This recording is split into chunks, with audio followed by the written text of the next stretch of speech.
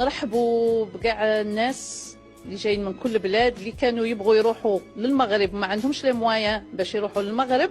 نقولوا لهم باللي المغرب جبناها لكم الجزائر. نقولوا لهم باللي المغرب جبناها لكم الجزائر. مشاهدينا أخبارنا المحلية من ولاية تلمسان، حيث تعرف مدينة مغنية الحدودية انتشارا كبيرا للمطاعم المتخصصة في تحضير المأكولات المغربية. هذا وتعرف هذه المطاعم الموزعة على الطريق الوطني بمغنية إقبالا منقطع النظير وتوافدا للزوار من مختلف أقطار الوطن الباحثين عن الذوق الرفيع. عزلنا درنا أكلات مغربية على جوارينا هنايا. راكو قراب نتوما على واش الناس يجوكم لهنا؟ الطنجية المراكشية والطاجين هادو اللي يشقاو على جالهم والبسطيلة.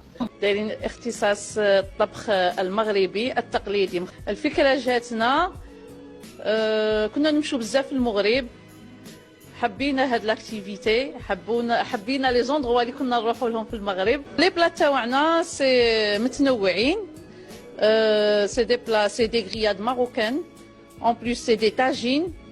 كوم الطنجيه هي مختصه بها مدينه مراكش، وحنا نديروها هنايا في هذا الريستورون. ونرحبوا بكاع الناس اللي جايين من كل بلاد اللي كانوا يبغوا يروحوا للمغرب ما عندهمش لي موايان باش يروحوا للمغرب.